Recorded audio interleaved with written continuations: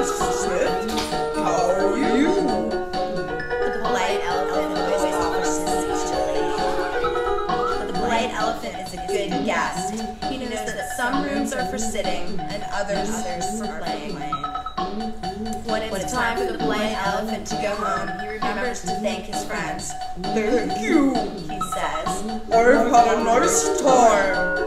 the polite elephant is polite and ethical too. He always washes his hands and face before sitting at the table. He sits straight in his chair.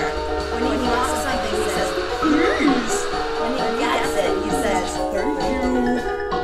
sometimes the polite elephant's friends come to his house. He greets them at the door. Hello. He says, Please come in.